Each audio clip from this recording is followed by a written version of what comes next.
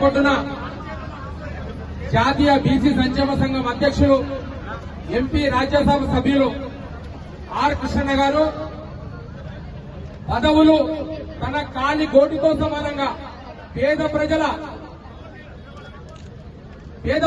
అభ్యున్నతే are Krishna లక్ష్యంగా గత 50 సంవత్సరాలుగా అల్పెరగని పోరాటం చేస్తున్నటువంటి తమ్ముళ్ళందరూ కూడా కూర్చోవాలి. ఆర్ కృష్ణ గారు రోడ్ల మీద ఉన్న విద్యార్థులు కూర్చోవాలి. నిరాహార దీక్ష కూర్చున్నారు.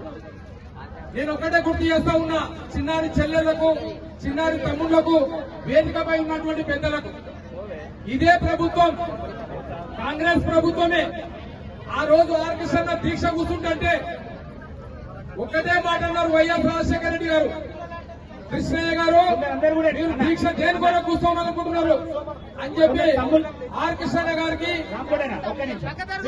వచ్చిన తమ్ముళ్ళు చెల్లెమ్మలు కూర్చోవాలి. ఇక్కడ వచ్చిన వాళ్ళందరూ కూడా కూర్చోవాలి. తమ్ముళ్ళు చెల్లెమ్మలు అందరూ కూడా కూర్చోవాలి. రామ్కోటన్న స్పీచ్ అంటే తుఫాను మధ్యలో మనం బ్రేక్ చేయొద్దు. అందరూ కూడా కూర్చోవాలి. మాట్లాడండి రామ్కోటన్న గారు. కృష్ణ ఒకటే చెప్పిండు, దీక్ష కూర్చుంటా అని ఖాళీ అల్టిమేటం జారీ చేసిండ్రు, డేట్ డిక్లరేషన్ చేసిండ్రు. కానీ అదే కాంగ్రెస్ ప్రభుత్వం ఒక ప్రత్యేకంగా ఒక కమిటీ ఏర్పాటు చేయించిండ్రు. ఆ రోజు కమిటీ ఏర్పాటు చేయించిన రోజు వైఎస్ రాజశేఖర రెడ్డి గారు ఫ్లైట్ లో ఉండి వాళ్ళందరికీ ఇంటిమేషన్ ఇచ్చి ఆర్ కృష్ణ గారు పిలిపించి ఆయన డిమాండ్ మొత్తము మీరు సేకరించండి అని చెప్పిండు. ఆర్ కృష్ణ డిమాండ్ ఒక్కటి కూడా తన సొంతంగా లేవు.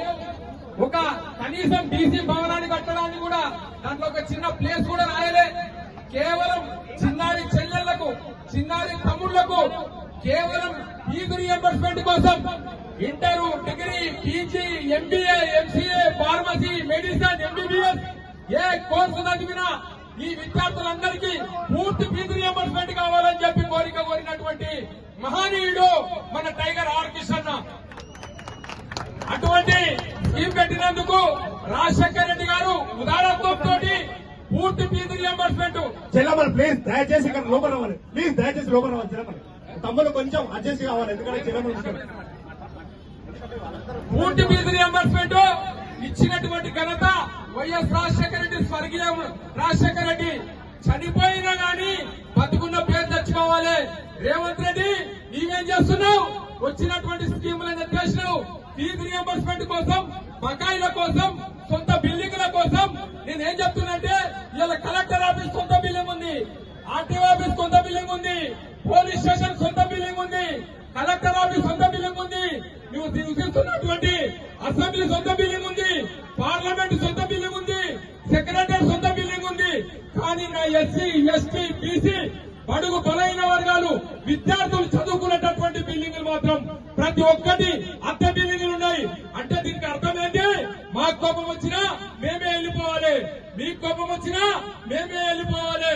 బిడ్డ ఇటువంటి దుస్థితికి ఇంద్రపార్క్ దగ్గర కృష్ణ దీక్ష ఉత్సవం కదా, రేపటి నుంచి మొత్తం ఇవాళ రాష్ట్రం అంతా అగ్నిగుండమై ప్రతి ఒక్క పార్టీలో చర్చ జరుగుతుంది. అటువంటి కృష్ణను దీక్ష కూర్చోబెడతావా బిడ్డ? ఉపవాసం అంటే మామూలు విషయం అనుకుంటున్నావా? ఆయన గతంలో ఉపవాసం ఉండి గాంధీ హాస్పిటల్ కూడా తరలిస్తే ఆ రోజు అన్నం తినమని, నీళ్లు తాగమని ఎంతో ప్రభుత్వం దిగొచ్చినా ఇలా ఆర్ కృష్ణ గారు నేను సత్యంగా, ధర్మంగా, న్యాయంగా ఉంటానని చెప్పేసి ఆ రోజు ఇంజక్షన్ల మీద తన పల్సు మొత్తం పడిపోయినప్పటికీ ఆరోగ్యం దెబ్బతింటుంది కృష్ణ గారు అని చెప్పినా గాని ఆర్ కృష్ణ గారు తన మాటను వెనుక తీసుకోలే. ఇవాళ విద్యార్థుల కోసం త్యాగం చేసినటువంటి కృష్ణ, అటువంటి కృష్ణను మళ్ళా ఇవాళ ఫీజు రీయింబర్స్మెంట్ కోసం, బకాయిల కోసం, విద్యార్థుల కోసం, విద్యార్థుల జీవితం కోసం, ఇవాళ ప్రతి ఒక్కరి కోసం ఏ విషయానికైనా ఆర్ కృష్ణ గారు రాష్ట్రంలో ముందుండి కృష్ణ గారు అన్ని రాజకీయ పార్టీలు కూడా ఆదర్శంగా తీసుకుంటున్నాయి. ఆర్ కృష్ణ గారు నరేంద్ర మోడీ గారు ఫోన్ చేసి చెప్పినప్పటికీ ఆర్ కృష్ణ గారు మీ ఉద్యమాలు మీరు నడిపించండి, మీ ధర్నాలు మీరు నడిపించండి, మీ ప్రోగ్రాములు మీరు చేయండి, తప్పకుండా మీకు వెన్నట్టు మేము ఉంటాం, సపోర్ట్ చేస్తాం అని చెప్పేసి చెప్పడం జరిగింది.